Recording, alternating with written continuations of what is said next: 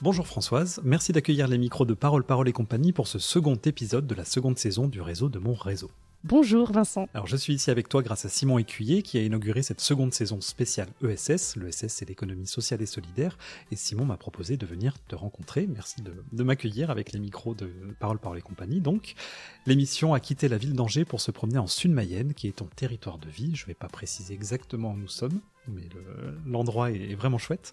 Avant de te laisser te présenter aux auditeurs et auditrices, tu m'as dit que tu étais d'accord pour écouter le portrait rapide que Simon a fait de toi dans le premier épisode, et les raisons aussi pour lesquelles il t'a choisi comme Madame B, lui étant le Monsieur A de cette seconde saison.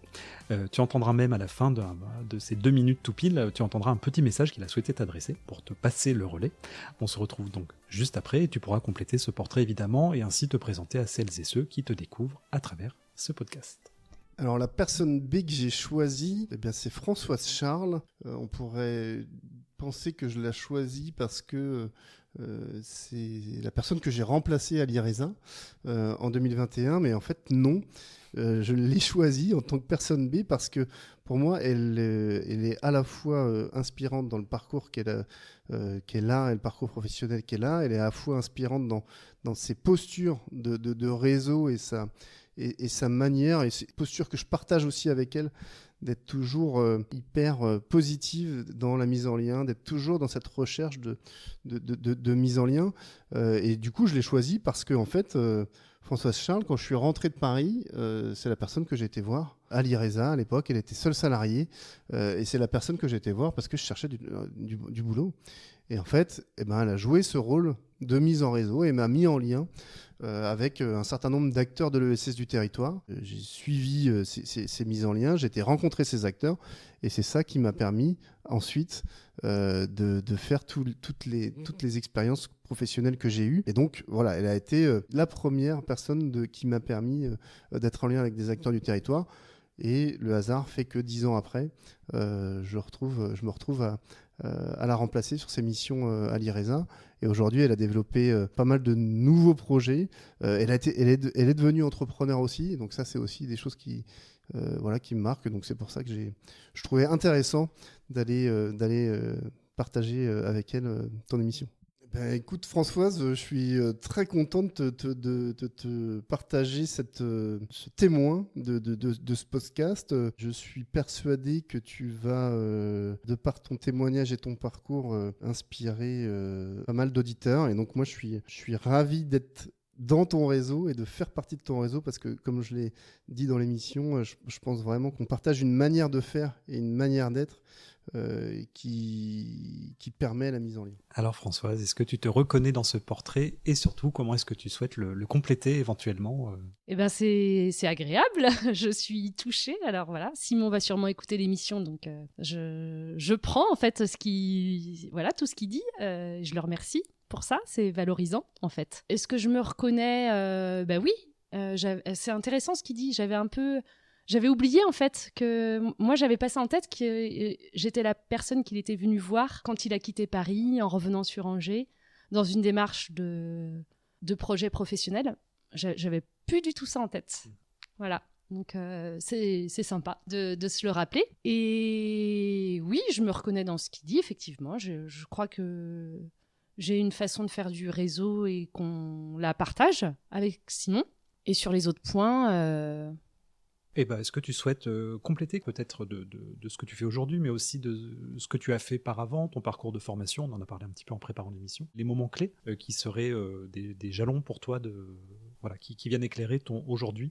Très bien. Et en fait, alors moi professionnellement, on va dire que je suis un pur produit de l'économie sociale et solidaire. Mes missions professionnelles depuis 2007, en contrat de travail en tout cas, je les ai toujours réalisées auprès d'organisations de l'économie sociale et solidaire. Avant ça, finalement, je m'étais jamais dit que j'allais travailler dans l'économie sociale et solidaire. Et pendant mon parcours universitaire, c'était pas mon projet professionnel. Moi, de ce dont je me souviens, j'avais envie de travailler pour l'intérêt général, pour le développement territorial, avec des gens, avec des territoires. J'avais pas de secteur d'activité, de public privilégié en fait. Et à l'époque, je me disais, ce que je veux pas faire, c'est travailler pour le développement économique. Et donc, c'est assez drôle, en fait, parce que finalement, je crois que j'étais très attachée aux enjeux sociaux. Je m'étais posé la question de devenir travailleur dans le social.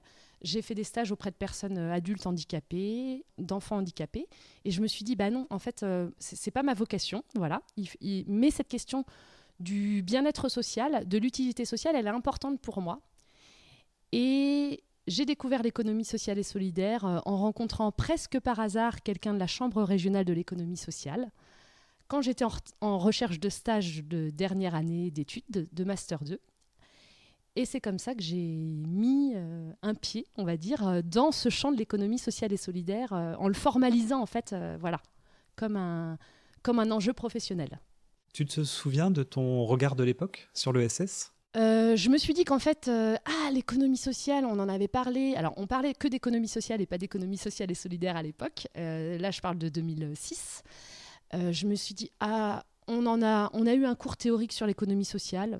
J'avais pas trop compris ce que c'était. À l'époque, quand j'ai fait mon stage de fin d'études à la CRES, à la Chambre régionale de l'économie sociale, en étant déjà mis à disposition pour le territoire du Maine-et-Loire et celui de la Mayenne, pour développer un peu cette logique de réseau autour de l'économie sociale, je me suis dit, en fait, moi, c'est l'économie que je connais et c'est celle que j'ai envie de développer. Donc, en fait, OK pour travailler dans une logique de développement économique et de réseau économique. Parce qu'en fait, l'économie, on peut aussi la développer comme ça. Donc, je me suis dit, oui, en fait, je suis alignée, là, ça me va. Voilà. Donc, ça a été vraiment à travers la rencontre des personnes avec qui tu as fait ce stage aussi ? Oui, tout à fait. Une rencontre de personnes, on en était au début des logiques de promotion de l'économie sociale, de mise en réseau autour de ces enjeux-là. Donc au départ, évidemment, c'est une histoire de personnes. Moi, je suis arrivée sur un stage où l'enjeu, c'était de créer un poste et de développer des réseaux, donc de commencer à structurer d'un point de vue professionnel en fait ces enjeux autour de l'économie sociale et de mise en réseau des organisations qui composent sur les territoires l'économie sociale. J'avais l'impression, en tout cas quand j'en parlais dans mon entourage, d'être un peu un ovni, quoi, voilà, par rapport à des amis, la famille, qui disaient c'est quoi ce truc d'économie sociale complètement alternatif, on ne sait pas trop ce que c'est, voilà, les contours. Alors moi, au quotidien, je trouvais ça très évident. Et voilà. Il y avait un petit décalage de ce côté-là, en fait, dans la façon dont moi, je vivais les choses dans mon quotidien et dans ce que ça renvoyait à l'extérieur. On était dans les années où on commençait à parler pas mal de l'altermondialisme, et peut-être qu'en effet, c'était encore très connoté la décroissance, enfin des choses complètement, alternatives et peut-être farfelues. Oui. Toi, tu as vu un changement, justement, sur les 20 années écoulées ? Complètement. Ce serait quoi le changement de regard Il y a eu différentes époques. Alors moi, c'est vrai que je parle de 2006, je sortais des études, j'étais avec en fait des militants de l'économie sociale qui prenaient le temps d'un point de vue bénévole de se réunir, de développer, de prendre, on va dire, leur bâton de pèlerin pour aller se rencontrer les uns les autres, aller rencontrer les institutions, qui disaient économie sociale, enfin voilà, la politique publique n'était pas du tout structurée sur ces enjeux-là. Le terme n'était pas vraiment encore connu, enfin que dans des réseaux fermés finalement. Et puis il y a eu la crise, une première crise économique là. Et d'un seul coup, ça a questionné en fait aussi les enjeux de l'économie. Suite à ça, on a commencé à parler d'économie sociale et solidaire. Et puis la politique publique s'est développée. Et puis 2014, la loi sur l'économie sociale et solidaire. Enfin voilà, donc forcément, il y a eu des étapes de structuration. Et puis aujourd'hui, quand on parle d'économie sociale et solidaire, ça rayonne un peu plus. Je pense qu'il y a encore des gens à qui ça ne parle pas tout à fait, et c'est bien normal. Mais la politique publique existe. Donc, il y a des étapes de reconnaissance, mais il y a encore du boulot. Et est-ce que dans tes rencontres aujourd'hui, les gens que tu rencontres peut-être dans une sphère non professionnelle, tu vois ou tu observes que ça fait écho plus facilement chez les gens ? Oui, beaucoup plus facilement, parce que aussi les structures qui composent l'économie sociale et solidaire s'en revendiquent aujourd'hui. Donc on a des exemples concrets à donner sur les enjeux de l'utilité sociale, du réemploi, de la sobriété, les enjeux de solidarité avec les publics fragiles. Enfin voilà, on illustre beaucoup plus. Voilà, c'est des structures qui sont, je ne sais pas si elles sont plus visibles, mais elles s'en revendiquent plus, en tout cas aujourd'hui, de ce terme d'économie sociale et solidaire. Voilà. Donc, l'aspect militant dont tu parlais au moment des débuts se retrouve peut-être maintenant dans une revendication. Une affirmation en tout cas, oui, voilà. Ouais, tout à fait. On en fait partie, oui. Alors, est-ce qu'on le revendique? Je ne sais pas, mais on se met en réseau aussi. Enfin, voilà, pour revenir sur un peu le parcours professionnel, moi, j'ai accompagné le développement de l'IRESA, qui est le réseau de l'économie sociale et solidaire en Maine-et-Loire, et réseau qui s'est constitué d'un point de vue associatif en 2005. Et moi, je suis arrivée en 2006 en tant que stagiaire, puis en 2007 en tant que salariée, chargée de développement, chargée de mission, coordinatrice. Qu'est-ce que tu retiens de ces années IRESA, si on peut les appeler comme ça? Eh ben, mes années IRESA, c'était des très belles années. Voilà. Ce que je retiens, c'est le développement du réseau, les personnes avec lesquelles j'ai pu travailler. Enfin, moi, ça m'a formée, ça m'a enrichie, j'ai beaucoup appris. J'ai eu la chance d'évoluer aussi dans un réseau multi-compétences, multi-personnalités, multi-secteurs d'activité. Donc, au quotidien, de pouvoir... m'appuyer et m'enrichir en fait de tout ce réseau et d'être dans une phase de l'IRESA qui se constituait où on allait sur défricher en fait différents enjeux, on expérimentait différents projets. Et je crois que ça, c'est un peu l'ADN de l'IRESA, en fait, de continuer à défricher et d'expérimenter, tout en rassemblant et en permettant au réseau de grandir. Pas tant pour l'IRESA. Enfin, l'IRESA, je veux dire, c'est le réseau, en fait. Donc, il faut que les projets viennent servir les adhérents, les structures qui composent ce réseau. Et ça, c'est assez fabuleux, en fait, d'observer et d'accompagner les logiques de coopération et de les encourager. Et alors aujourd'hui? Alors, je fais juste une petite parenthèse en disant que quand je suis partie de l'IRESA en 2021, c'était pour accompagner l'émergence d'un projet d'une entreprise sous statut SIC, Société coopérative d'intérêt collectif, donc une entreprise qui appartient à des citoyens, à des salariés et à des partenaires du territoire, pour développer une activité qui peut paraître surprenante, mais qui, en termes d'utilité sociale, est maximum, puisqu'il s'agit de pompes funèbres coopératives. Donc voilà, la coopérative funéraire 49, qui existe depuis 2021 et qui a démarré son activité en 2023. Ce sont des pompes funèbres qui accompagnent l'organisation des obsèques, avec un enjeu autour de cette dimension d'accompagnement dans ce moment compliqué, et puis une dimension aussi environnementale à travers les produits proposés. Elle a ses locaux à Avrier, et donc il y a un site internet, donc en tapant coopérative funéraire 49, dans un moteur de recherche, vous allez très rapidement retrouver le site internet et les informations sur l'offre de services de la coopérative. Et donc aujourd'hui, je suis chargée de développement pour une coopérative, donc une SIC de nouveau. Décidément, ce statut est à la mode et prendre l'ampleur, et c'est une bonne chose. Une SIC qui s'appelle Level, qui est située à Laval, donc on est en Mayenne. Et le projet de la SIC Level, parce qu'on est sur un projet en cours de développement, c'est de développer un programme immobilier pour des entreprises de l'économie sociale et solidaire. Et cet immobilier ne sera pas un simple hôtel d'entreprise, on va dire, mais il y a toute une dynamique de tiers-lieux qui est portée par les structures mayennaises de Level. On est propriétaire, quand je dis on, c'est la SIC Level, et je suis sociétaire, donc voilà. On est propriétaire d'une friche industrielle, zone des Touches à Laval. Il a été un temps question de réhabiliter les grands hangars de cette friche industrielle pour pouvoir les transformer en lieux multifonctions. Finalement, on est passé à l'étape de la déconstruction pour partir sur un immobilier neuf. On a des enjeux financiers très importants autour de ce projet immobilier. Et donc, cette solution est la plus adaptée finalement aux moyens économiques dont on dispose et qu'on doit encore mobiliser pour mener à bien le projet. Est-ce qu'on peut vous aider à mobiliser ces ressources? Est-ce que le public peut être amené à y participer? Tout à fait. Donc aujourd'hui, Level, c'est déjà une communauté à travers la SIC. C'est plus de 100 coopérateurs, des citoyens pour la plupart mayennais, lavallois. On est sur un projet de territoire aussi pour héberger, faire rayonner des entreprises de l'économie sociale et solidaire. Le tiers-lieu, il aura vocation aussi à accompagner et accueillir les citoyens du territoire qui ont envie de contribuer à cette économie sociale et solidaire sur Laval et plus largement sur le territoire de la Mayenne. Donc il y a la possibilité de prendre des parts sociales, de devenir coopérateur de la SIC Level. Tout est sur le site internet, donc voilà, level.coop, C-O-O-P pour coopérative. Vous allez nous retrouver rapidement. Il y a la possibilité aussi de pouvoir soutenir financièrement en prenant des titres participatifs à certains moments quand on fait des levées de fonds. Voilà. Donc on retrouve tout sur le site internet level.coop. Ok, ça marche. Juste peut-être pour préciser un peu le projet Level, pourquoi c'est important qu'on ait ces lieux qui regroupent des entreprises de l'économie sociale et solidaire ensemble.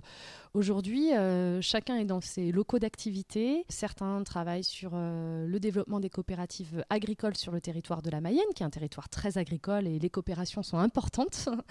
D'autres sont sur le champ de l'accompagnement des personnes jeunes adultes en situation de maladie mentale, handicap psy, voilà.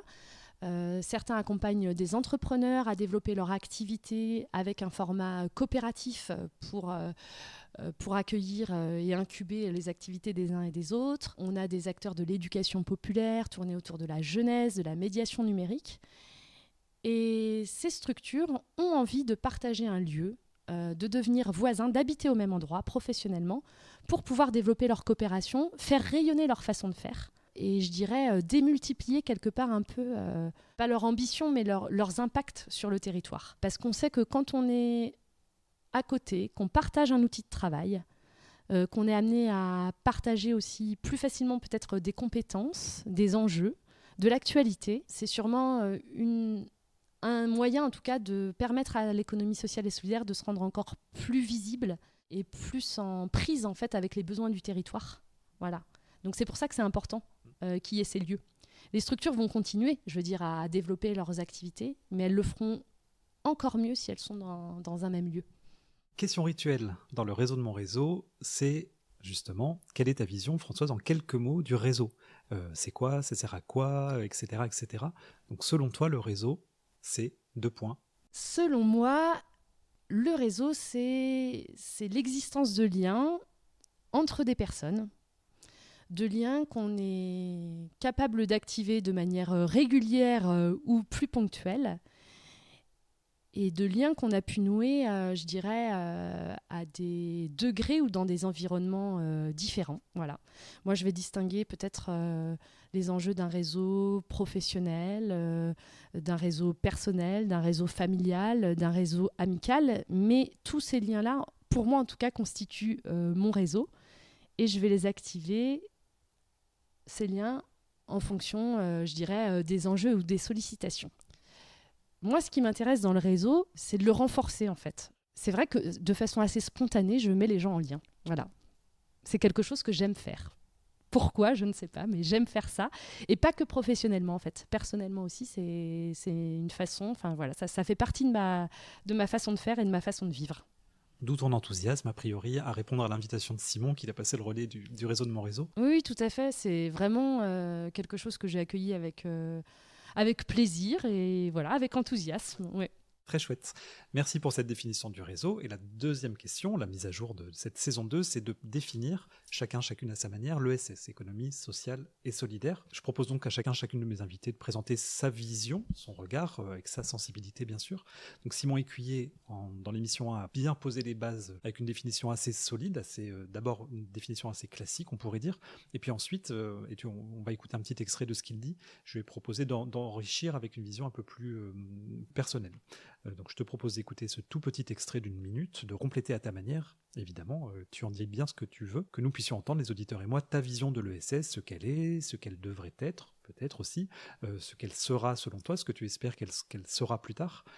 Voilà, donc on écoute la voix de Simon Écuyer, et puis ensuite, nous t'écoutons compléter.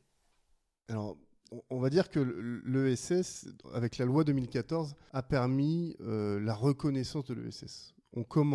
On est reconnu comme des acteurs de l'économie. Ça, c'est bien, c'est un premier point.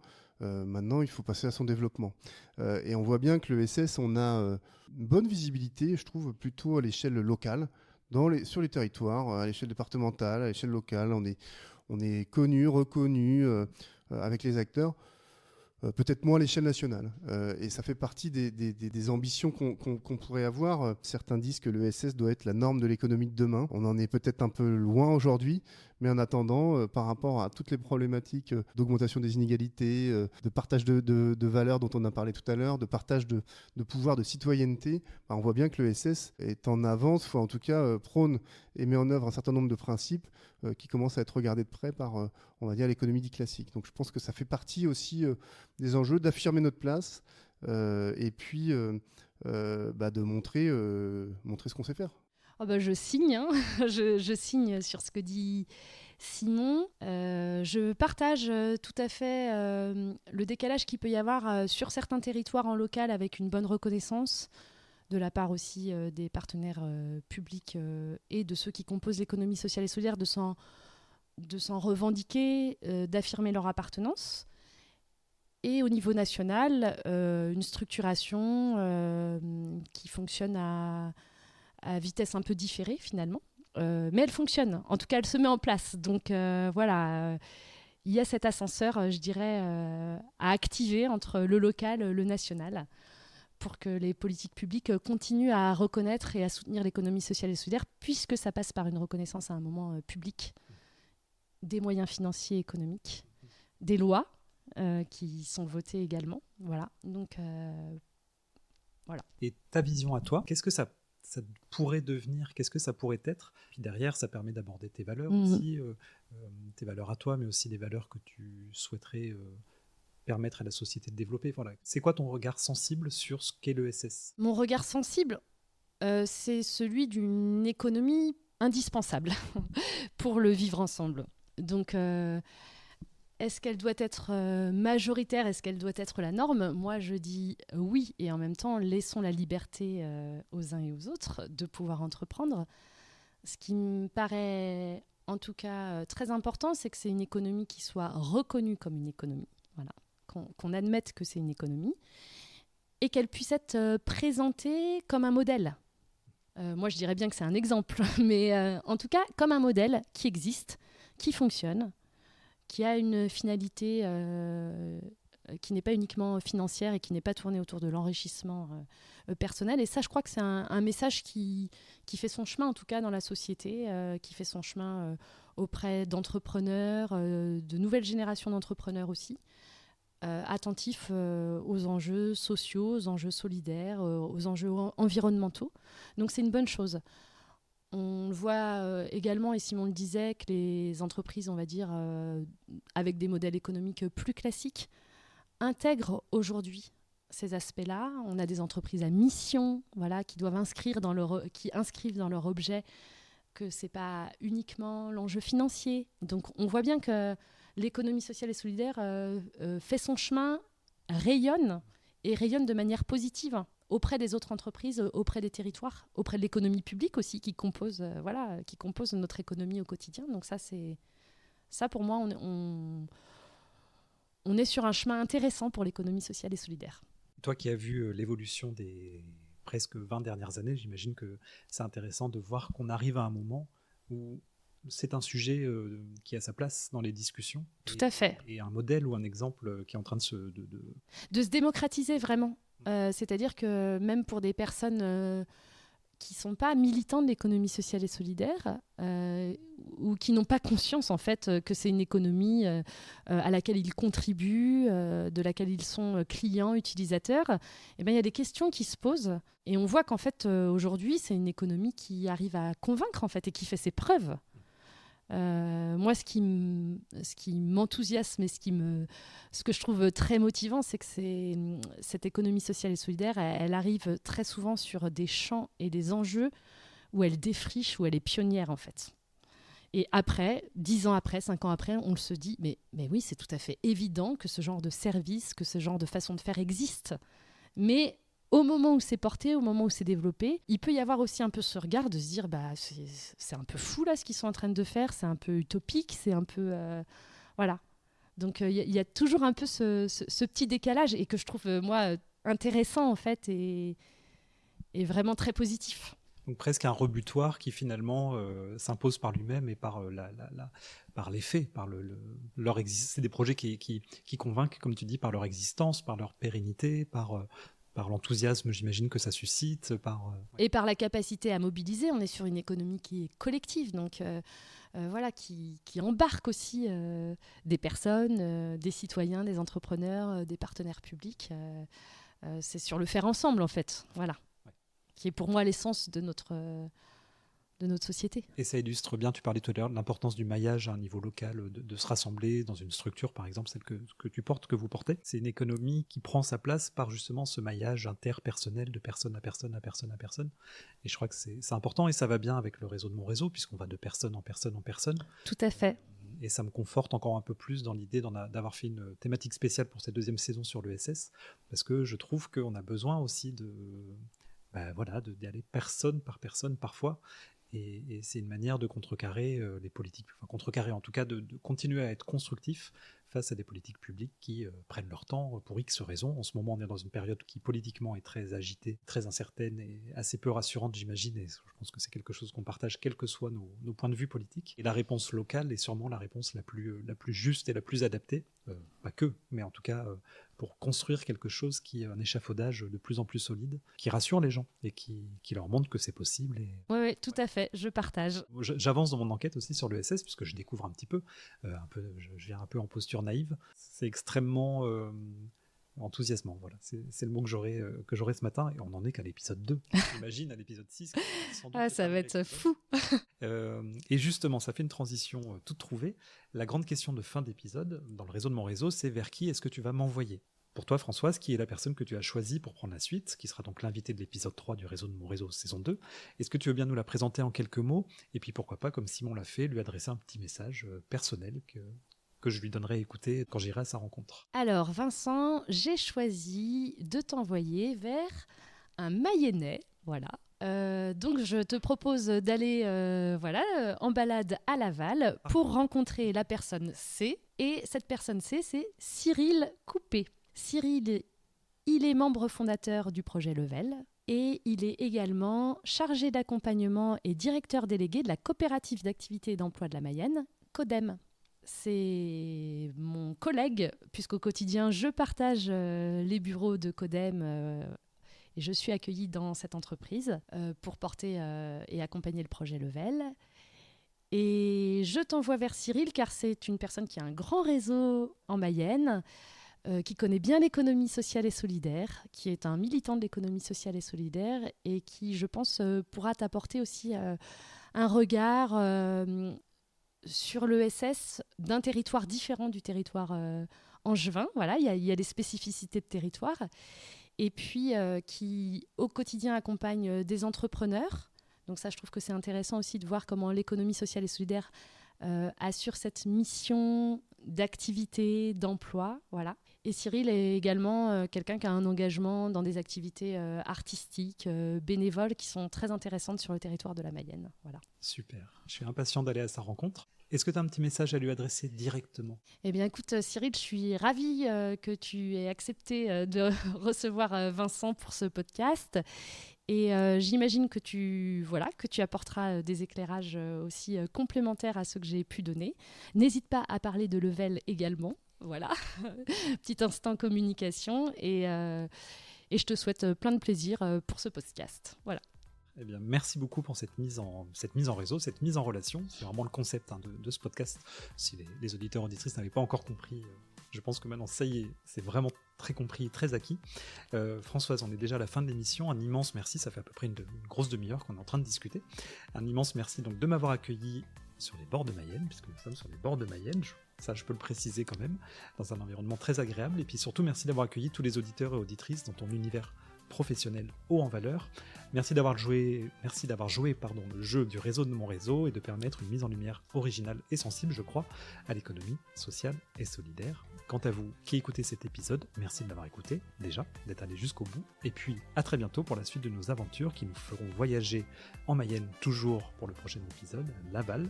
On va remonter un petit peu la rivière Mayenne, qui nous font voyager surtout au pays de l'ESS. Merci Françoise, à très bientôt. Merci Vincent, au revoir. À bientôt, chers auditeurs et auditrices.